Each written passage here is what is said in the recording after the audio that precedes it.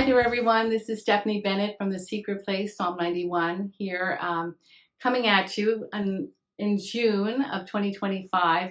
And we're continuing on with thoughts and ideas that are surrounding the idea of the active life of a monk, the active life of the monk. This is from Thomas Merton, The Silent Life, and I'm going to read you a few sentences and then we'll talk about it. The silence of the forest, the peace of the early morning wind moving the branches of the trees, the solitude and isolation of the house of God. These are good because it is in silence, not in commotion, in solitude and not in crowds, that God likes to reveal himself most intimately to men.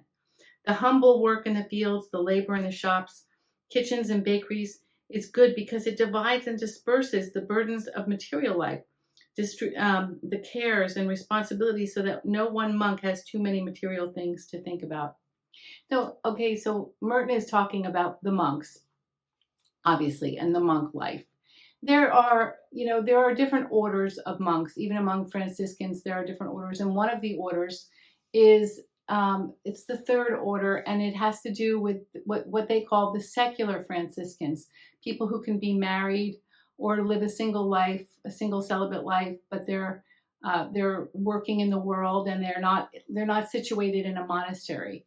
And so Merton is talking to those people. I want to make sure that you don't think that that I or Merton am saying that everyone needs to be a monk. Of course not. Of course not. But I like what he said about starting thinking about nature and picturing himself in nature and the wind blowing through the branches and the trees. There's something about being in nature. There's something about being outside in the sunshine.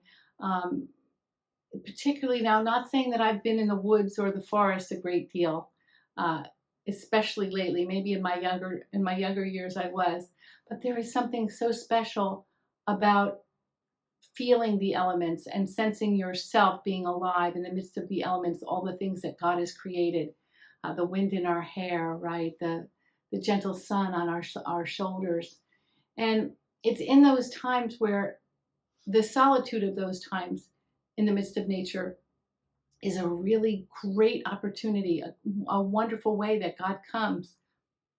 He can come and just minister to us in those deepest places in our soul.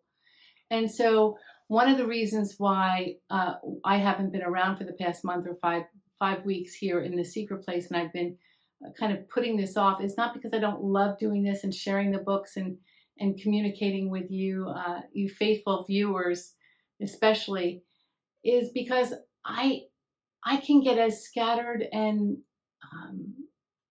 multitasking and out of whack in terms of my pace as the next person, because it's easy to say yes and it's hard to say no.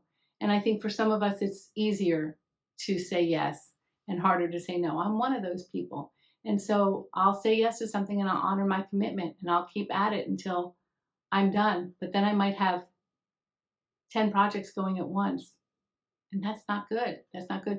So at some point, we each have to find a way to step back from that, whether it's a really positive activism that's doing something helpful in the world, important in the world, making a statement, whether it's a protest or an active ministry, a food pantry, something that's really helping people in a very practical way.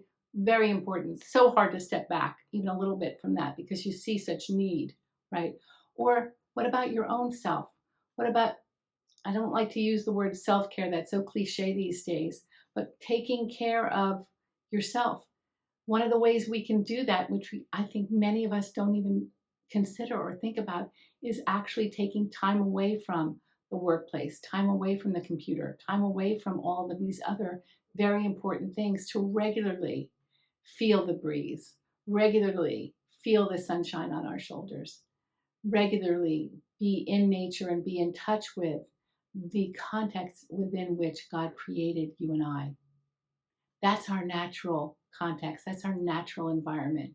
And there's something about that that's so important. So if this very short word is for you today, I want you to take it and let it sink in.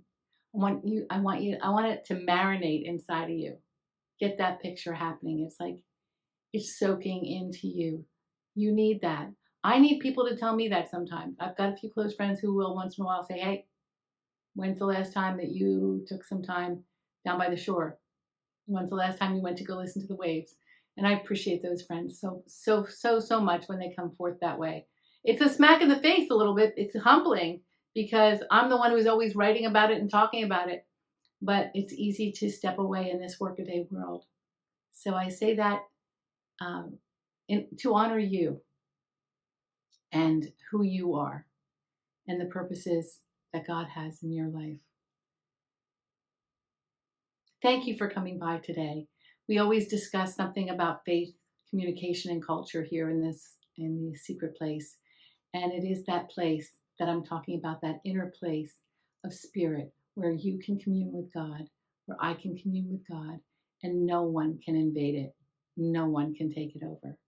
So nurture that place. Let's nurture that place together this week. Okay, my friend? Bless you. Have a wonderful day. Bye now.